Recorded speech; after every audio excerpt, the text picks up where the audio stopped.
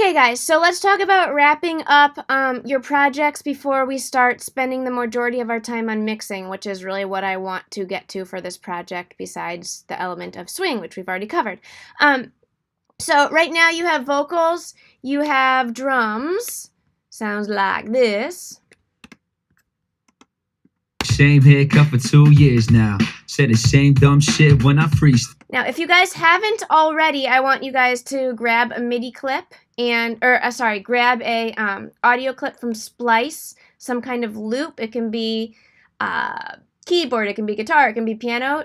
And we're gonna have a loop going the whole time. I'm gonna play this for you. Same haircut for 2 years now. That's just the one I chose. Same haircut for 2 years now. Said the same dumb shit when I freestyle. All the same food when I eat out. Whenever I drive. Okay, and we're gonna do what we've done a million times before, which is we're gonna control click on this, and we're going to convert harmony to new Midi. Okay. After you do that, you're gonna get what looks exactly like this. Okay.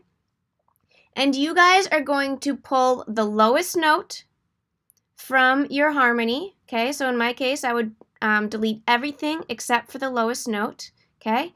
And that's going to become your bass line. Now, the idea with bass, and I'm going to start with bass before we talk about these harmony clips, is that the bass and the kick work together. Super, super, super important, especially in this genre where you will probably have a more active bass line, okay, and a more rhythmic bass line than we're used to, okay? So the first step is you already know what your notes are, okay? And you're going to literally match the kick and the bass to the kick. So if we listen to just the drums, it sounds like this.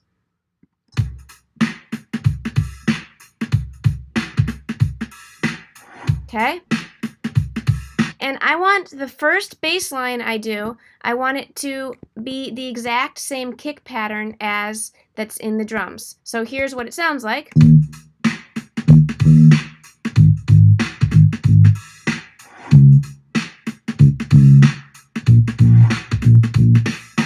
Okay, so that's me exactly matching the kick line, which is fine. But then you're going to make 3 other bass lines that you're just going to kind of riff on the idea of this first one where you match the kick, and you're going to make 3 variations. Okay, so here's an example of my first variation.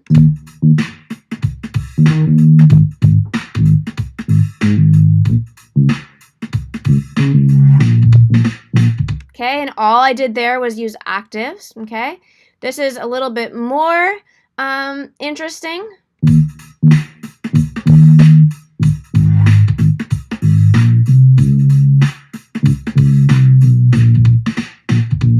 Okay, that was, again, I kept the notes from when I matched it with the kick and I just added others in. And finally, I just did a legato one.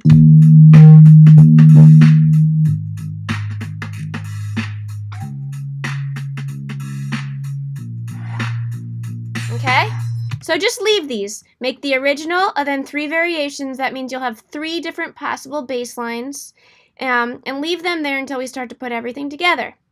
Next, you are going to make 2 other harmony parts, okay? So remember, my first harmony part sounded like this, or the one I got from Splice sounded like this.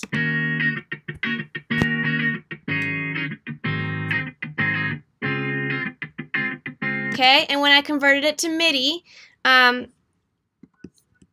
I gave it a Rhodes kind of sound. It sounds like this.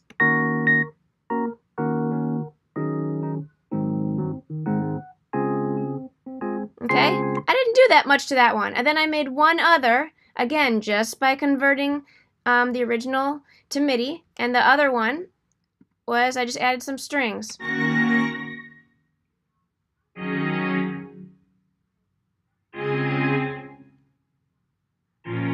Okay, so my 3 harmonies together sound like this.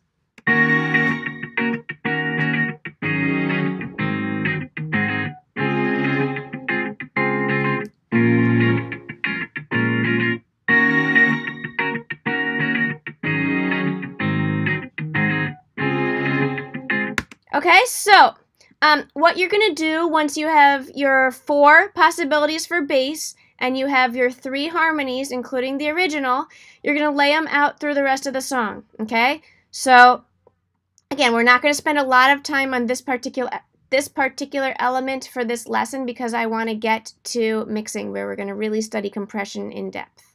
Okay, so again, three different harmony parts that you're going to layer and bring in and out throughout the song, and 4 different bass lines that you're going to bring in and out throughout the song. Okay, so after you're done with this part, your song is basically going to be done except for mixing.